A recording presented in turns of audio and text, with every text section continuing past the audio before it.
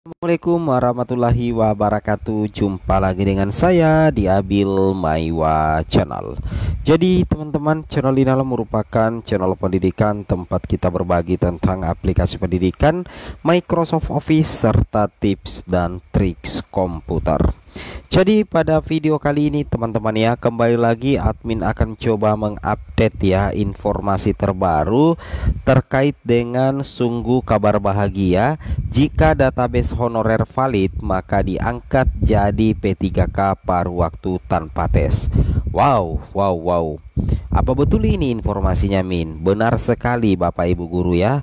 Kenapa? Karena ini dikatakan langsung oleh Menpan RB. Tidak mungkin admin mengada-ngada Bapak Ibu ya. Jadi aturan baru nantinya yang akan diterapkan ke depannya untuk honorer, sebagaimana target penataan penyelesaian tenaga non ASN itu kan Desember 2024, sebagaimana amanat dari Undang-Undang Nomor 20 Tahun 2023 Bapak Ibu ya. Maka di sini database BKN yang diikuti oleh honorer kemarin, yaitu di tahun 2022 melalui pendataan non ASN, apabila datanya valid maka nanti diangkat menjadi P3K paruh waktu. Apakah tes atau tanpa tes? Jawabannya itu adalah tanpa tes Bapak Ibu. Berita ini dikatakan langsung atau diinformasikan langsung oleh Menpan RB di hadapan para anggota DPR RI Bapak Ibu ya. Itu yang harus Bapak Ibu pahami. Sebagaimana kalau kita perhatikan profil tenaga non ASN Bapak Ibu ya, ada 595 instansi tenaga non ASN, itu ada 2,3 juta Bapak Ibu ya. Oke, kemudian di sini berdasarkan jabatan 731.000 itu guru, 204.102 kesehatan, 74.000 penyuluh, 609.000 teknis, dan 735.000 administrasi.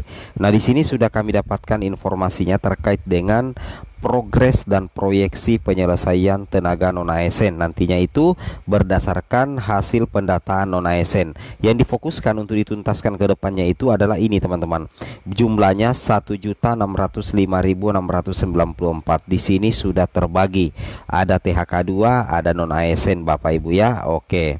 Kemudian di sini inilah urgensi pentingnya penataan 2,3 juta tenaga non ASN dan ex-THK 2. Yang pertama, jumlah tenaga non ASN dan ex-THK 2 2,3 juta, 40%-nya guru dan nakes Bapak Ibu. Kemudian yang kedua, tenaga non ASN dan ex-THK 2 harus diakui menjadi salah satu penggerak pelayanan. Ya, salah satu penggerak pelayanan, tenaga kesehatan, guru, pelayan publik, dan sebagainya. Kemudian yang ketiga adalah pemberian upah belum adil. Nah, inilah yang menjadi urgensi pentingnya penataan 2,3 juta tenaga non ASN dan THK 2. Nah, inilah beberapa arah kebijakan Bapak Ibu ya, arah kebijakan pemenuhan ASN tahun 2024. Fokus pertama itu adalah pelayanan dasar, tenaga guru dan tenaga kesehatan. Kemudian kedua, seoptimal mungkin menyelesaikan permasalahan tenaga non ASN sesuai dengan mandat Undang-Undang Nomor 20 Tahun 2023. Nah, inilah proyeksi kebutuhan ASN nasional teman-teman ya pada tahun 2024. Bapak Ibu bisa lihat sendiri di sini. Ini adalah total rincian kebutuhan non ASN itu 2.302.543. Nah, di sini kita lihat daerah itu 1.867.000, CPNS-nya 483.575, P3K-nya 1.383.758. Inilah nantinya yang diproyeksikan untuk diangkat menjadi ASN Bapak Ibu ya. Oke, yang mana kalau kita lihat sebelumnya Bapak Presiden telah mengumumkan ke publik terkait dengan kebutuhan ASN tahun 2024 Bapak Ibu. Yang mana Bapak Ibu perhatikan di sini, ini adalah kebutuhan ASN nasional umum, penetapan dan kelulusan ya tahun 2021-2023 ini Bapak Ibu lihat grafiknya ya. Nah, kemudian di sini akan ada alur perencanaan kebutuhan ASN tahun 2024.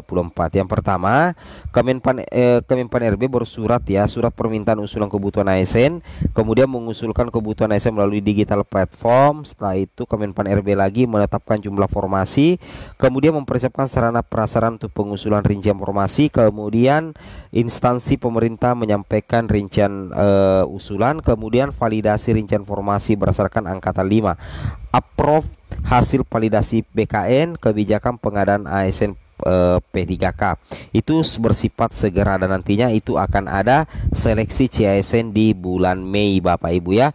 Cuman kalau tanpa tes itu masih dalam bentuk mekanisme baru ya, belum ada aturan resminya. Jadi kita tunggu saja ya. Jadi nantinya di sini masih ada seleksi CASN. Mungkin setelahnya ini di 2025 lagi nanti itu betul-betul mendatang pengangkatan itu berdasarkan database Bapak Ibu ya. Ini kita lihat di sini seleksi CASN Mei ya.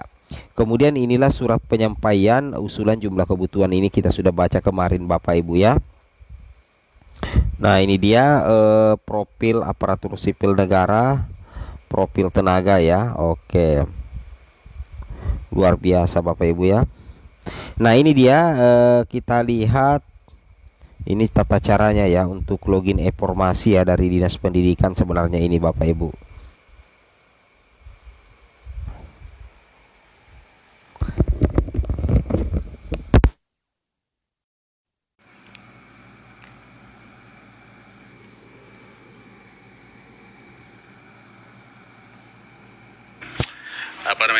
Tempat pers DPR, beliau menyatakan bahwa kami sudah memperjuangkan, tapi alhamdulillah Bu Hetinya sendiri belum masuk katanya gitu.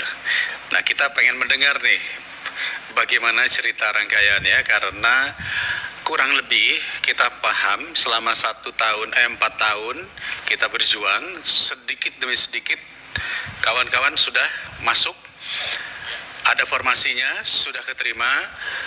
Dan kemarin kita mendengar Presiden juga menyampaikan bahwa dibuka 2,4 juta lowongan bagi ASN dan P3K, di mana terbuka untuk fresh graduate juga, dan hampir 70% dari penerimaan baru itu adalah untuk guru, dosen, tenaga kesehatan, siapa lagi ya? Tenaga teknis kalau nggak salah ya, tenaga teknis. Jadi ruangnya sudah sangat dibuka sekali. Pak Ketua, yang pertama 3 langkah kebijakan penataan non-ASN.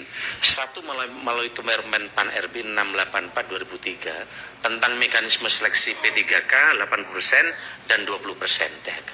Yang kedua, verifikasi dan validasi oleh BPKP dan BKN terhadap non-ASN yang telah terdata. Jika lolos, maka akan dialihkan statusnya menjadi P3K. Ya, P3K paruh waktu dan dimasuk ke dalam platform digital. Jadi ini dulu, sehingga dengan begitu janji kita benar, mereka kita masukkan di P3K paruh waktu. Jika mereka benar, nanti ini dengan platform digital, kira-kira ini.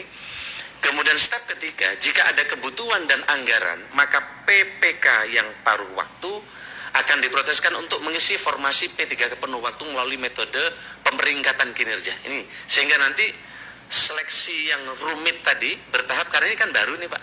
Seleksi ASN kan sudah diproses sejak undang-undang ini, belum ada yang sekarang ini yang kami sampaikan, kan gitu Pak Gus. Seleksi ASN sejak undang-undang ini kan sebelum diundangkan sudah proses. Nah maka inilah tahapan ke depan yang step kami yang ingin kami kerjakan, termasuk memenuhi harapan dari Bapak Ibu tadi, pemeringkatan tadi, sehingga ini menjadi berjuit tetap dikerjakan untuk mengisi formasi yang tidak ada di P3K. Saya mau nanya, yang step kedua itu jika lolos itu maksudnya ada seleksi lagi atau tidak? Oh enggak, jadi ya, kan, jadi otomatis ya, otomatis. Ya, jadi jika lolos ini kayak ujian itu ya. Jika apa ya? Oh, baik. Jika terdata lah kira-kira gitu kan. Kan yang mau dicari kan datanya data apa tidak kan, kira-kira gitu ya. Iya. Tapi yang perlu diklarifikasi bahwa ini step 2 ini tidak ada seleksi. Iya, tidak. Oke. Jika valid datanya. Step Pak Ketua, yang pertama 3